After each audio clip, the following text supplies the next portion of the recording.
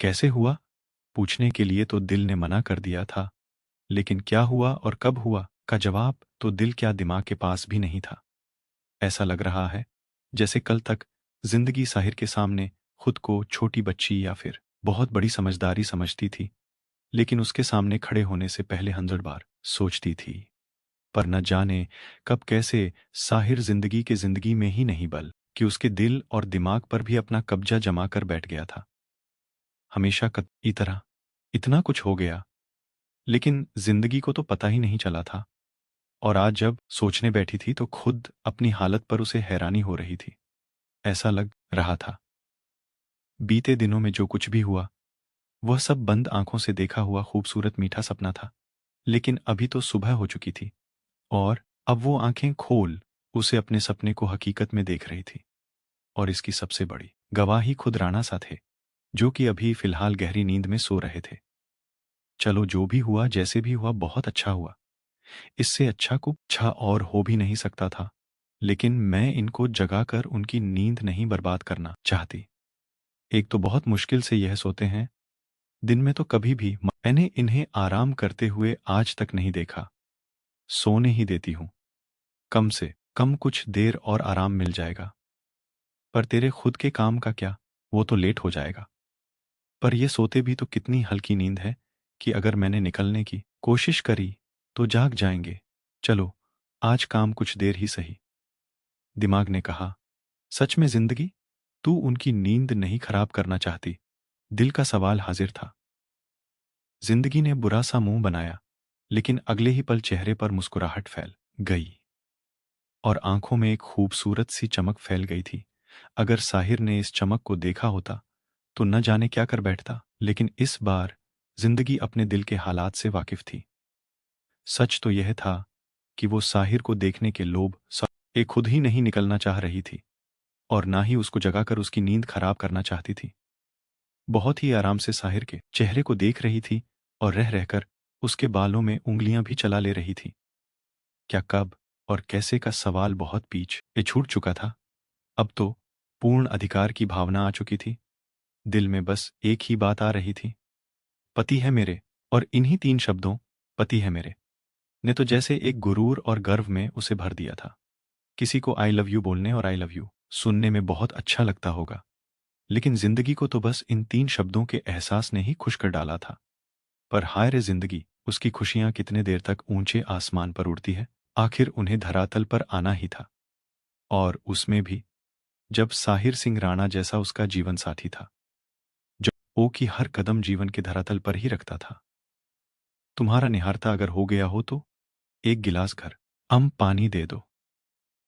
जिंदगी के कानों में जब साहिर की आवाज पड़ी तो उस बेचारी और तुम मन आनो घड़ों पानी फिर गया था। उसने अपनी आंखें और बड़ी बड़ी करके साहिर की तरफ देखा, जो अपनी आंखें बंद किए हुए ही था। पर जिंदगी के अगले कदम को समझते हुए अब उसने कसकर जिंदगी को पकड़ लिया था, या नी की फरार के सारे रास्ते बंद हो गए थे। अब मैं ज्यादा देर तक सोने का नाटक नहीं कर सकता। साहिर ने धीरे से अपनी आंखें खोलते हुए कहा, हाँ तो आप तो उठ जाइए, सुबह हो गई है। इधर भी जिंदगी ही थी, जिसको अपने असली रंग में आते हुए ज्यादा समय नहीं लगता था। क्या? तो फिर जगाया क्यों नहीं? साहिर की आंखें पूरी तरह से खुल चुकी थीं। सोए हुए को जगाया जाता है, जागे हुए को जग आया नहीं जाता है। जिंदगी ने भी इसी टोन में जवाब दिया। साहिर ने हैरानी से उसकी तरफ देखा, और नहीं तो क्या, मुझे सब पता रहता है कि आप सोए नहीं हैं, जागे हैं। मैं भी बस यही देख रही था कि आप कितनी देर तक सोने का नाटक कर सकते हैं। जिंदगी बोली। अच्छा। साहिर ने झूठी हैरानी से कहते हुए बड़ी दिलचस्पी के साथ जिंदगी के चेहरे को देखा, जिस पर शर्म और हया की खूबसूरत रंग बिखरे हुए थे। साहिर बेखुद सा उसको देख रहा था। शायद जिंदगी की इतनी खूबसूरत सुबह तो उसकी भी नहीं हुई थी, जब जिंदगी पूरी तरह से उसकी थी। धर म तन मन तीनों से उसकी थी। तुम न केवल हर तरह से मेरी हो, बल्कि तुम मेरी जिंदगी हो। इस एहसास में न केवल दिल को एक सुकून पहुंचाया था, बल्कि आंखों में भी एक आत्मविश्वास, गुरूर की चमक भर दी थी।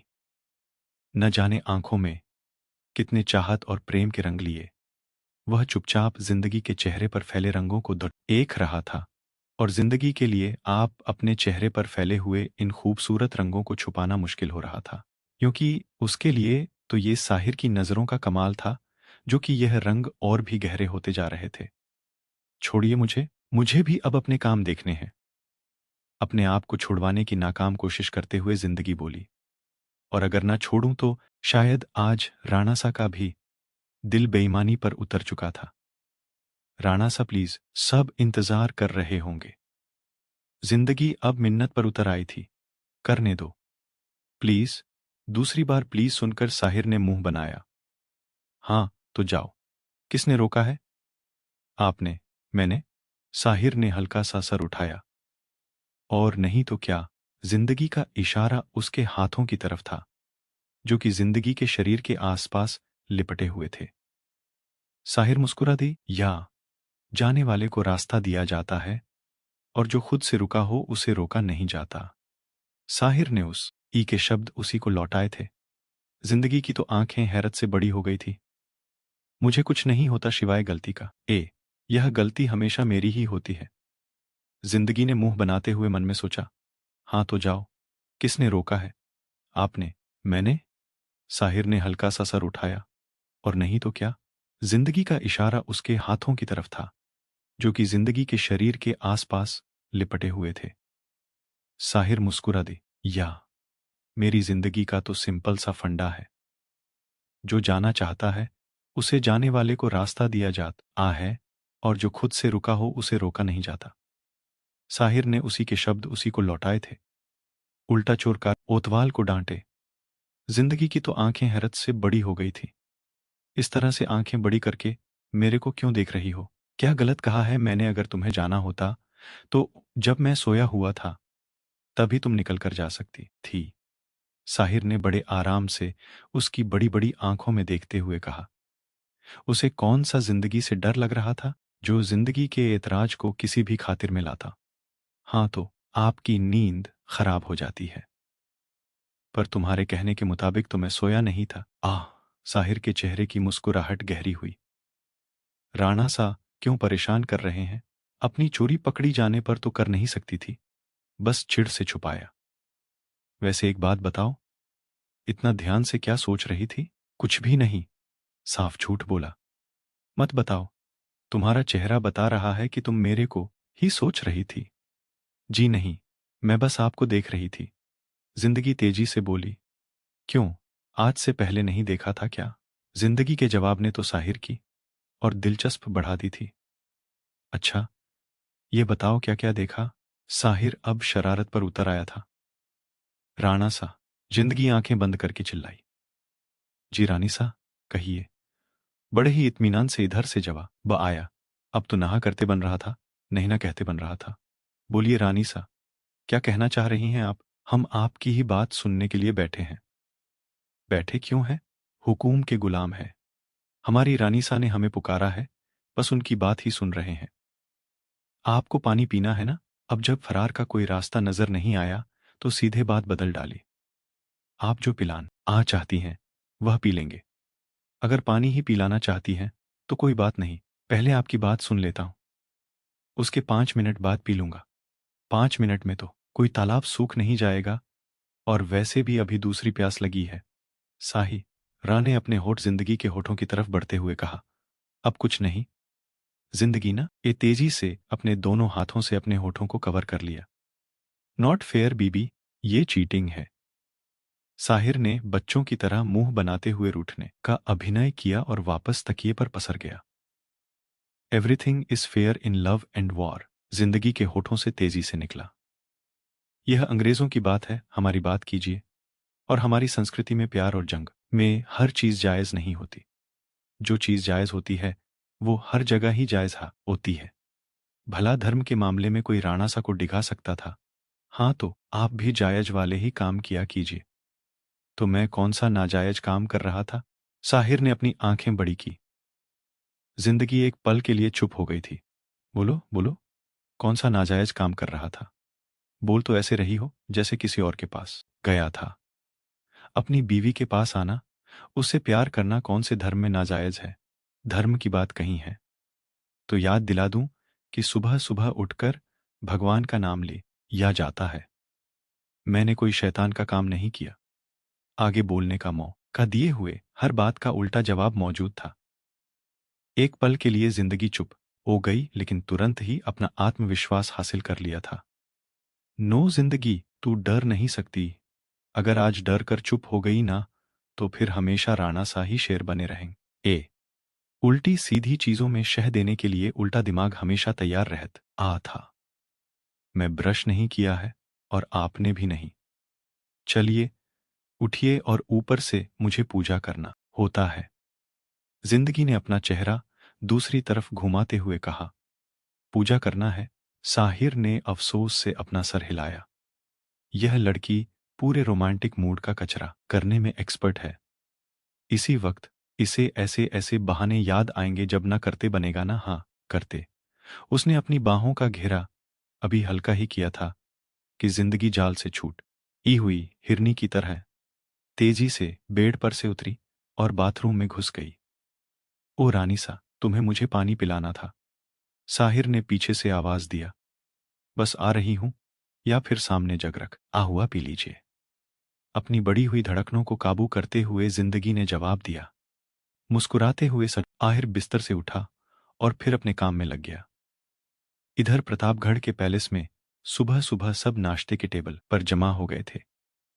आज इस वक्त सबके पास बात करने के लिए टॉपिक अभिज्ञ का ससुराल था। आपने साहिर से बात की? दामिनी जी ने चाय का कप प्रेम के सामने रखते हुए पूछा। हाँ, कल उसी वक्त तब बात हुई थी जब लेन देन की बात हो रही थी। मैंने साहिर से कहा था तो वह कह कि आपसे पूछ ले, जैसा आपको अच्छा लगे कर लिया जाए। प्रेम में सरसरी अंदाज में बताया। वही तो मैं भी सोचूं कि अचानक से सूरज पश्चिम में उदित हुआ था। दामिनी जी सोचने का अभिनय करते हुए बोली। मतलब? प्रेम ने अपनी आंखें छोटी की। यही कि मुझसे पूछकर काम करने का विचार आपके दिमाग में कहां से आया? दामिनी जी कुछ समझने वाले अंदाज में सर हिलाते हुए बोली, जिस पर प्रेम ने घूर कर उनकी तरफ देखा। ऐसी मेरी तरफ मत देखिए। कभी कभी बच्चों से भी बड़ी बड़ी सीख मिलती है और इंसान को यह सब चीज सीख लेनी चाहिए। दामिनी जी ने एक समझदार की तरह प्रेम को मशवरा दिया। प्रेम अभी कुछ बोलता, तभी उसे अचानक से अभिज्ञ की तेज आवाज सुनाई पड़ी। पापा सा, भाई को देखिए, इन दोनों का कुछ नहीं हो सकता। प्रेम के कुछ बोलने से पहले दामिनी जी ने गुस्से में कहा। प्रेम भी रुक कर उसे तरफ देखने लगा। कुछ भी देर में उसे सारी बात समझ में आ गई थी। होने को तो बहुत कुछ हो सकता है, बस बात वो ये है कि लातों के भूत बातों से नहीं मानते। किसी के कुछ समझने से पहले प्रेम ने अपने पैर में से अपना 10 नंबर का चप्पल निकाला और जुन के ऊपर चला दिया। एंजॉय रीडिंग साहिर और जिंदगी अपनी अपनी जिंदगी के काम लगे हुए थे। जिंदगी जहां ऑफिस जाने से पहले अपने रोज के काम निपट आते हुए किचन में लगी हुई थी, तो साहिर अपना आज का सारा काम खा रहा था। उसी में उसे याद आया कि घर पर भी फोन करना है, क्योंकि कल रात घर में गेस्ट आए थे और उन लोगों के जाने के बाद क्या फाइनल हुआ उससे बारे में कोई बात नहीं हुई थी। तो फिर उसने सीधे सबसे पहले अर्जुन को कॉल लगा दिया, जो कि इस टाइम जॉगिंग करके वापस आ रहा था। सत्यम भी उसी के साथ था। तब सब कुछ अच्छे से हो गया ना? साहिर ने पूछा। हाँ, हो गया, लेकिन तुम्हें यहां होना चाहिए था। मुझे तुम्हारी बड़ी याद आ रही थी। चलो कोई बात नहीं। मुझे खुद बड़ा अफसोस सा लग रहा है। अगर यहाँ का काम जरूरी नहीं होता तो मैं कल किसी तरह से चला आता, लेकिन काकोसा ने मना कर दिया। खैर, यहाँ का काम निपटते ही मैं जल्दी आ रहा हूं। तो फिर अभी तो सारी रस्में बाकी है। पर यह बताओ कि क्या क्या हुआ? साहिर का सवाल सुनकर अर्जुन ने अपने आसपास देखा। वह घर के अंदर आ चुका था और इसी वक्त अभिज्ञा उसके लिए पानी लेकर आई थी। अरे होना क्या था? जो होना था वही हुआ। बंदरियां को लंगूर पसंद आ गया था और लंगूर को बंदरियां पसंद आ गई। बस हमने भी सोचा कि लग ए हाथ इस जंगल में छोड़ देते हैं। बाकी शहरी आम जनता के बीच में रहने लायक तो ये है नहीं। क्या पता कब अटैक मोड पर आ जाए। वैसे भी बंदरों को पेड़ और जंगल बहुत भाते हैं। कोई भरोसा भी तो नहीं कि कभी ये जंगल में भाग जाए। अभिज्ञा ने जैस यही सुना, उसकी तो सर पर लगी तलवों पर बुझी। पापा सा, भाई को देखिए, वो जोर से चिल्लाई। क्या भाई को देखिए? पापा सा ने मुझको देखा नहीं है क्या? तेरे जन्म से पहले से देख रहे हैं। कोई नई बात कर। अर्जुन ने नाक पर से मक्खी उड़ाते हुए कहा। नई बात तो पापा सा ही बताएंगे। वैसे भी नई चीजों में तुम्हारा मन कहाँ लगता है, जब तक पुराने तरीके से तुम्हारे सर पर चढ़ा हुआ भूत ना उतरे। अभिज्ञा गुस्से में मुंह बनाती हुई बोली। सही कह रही है तू, मुझे भी कुछ ऐसा ही महसूस हो रहा है। कल तेरे ससुराल वाले आए थे ना? हाँ तो अभिज्ञा को उसकी बात समझ में नहीं आई थी। सीधी सी बात है, जंगल में इंसान तो रहते नहीं है। बंदर लंगूर के साथ तो यह बा ऊत प्रेत भी रहते हैं। लगता है कि कल उनके साथ एक दो चले आए थे, शायद मिठाइयों के डब्बे में बैठकर, और गलती से एक दो मेरे पेट में गए तो अब सर चढ़कर बोल रहे हैं। अर्जुन सर हिल आते हुए बोला। अभिज्ञा ने अपनी आंखें छोटी करके देखा। ऐसे क्या देख रही है? बस एक डब्बा ही तो पूरा खाया था। मुझे क्या पता था कि एक पूरा का पूरा सर पर चढ़ जाएगा।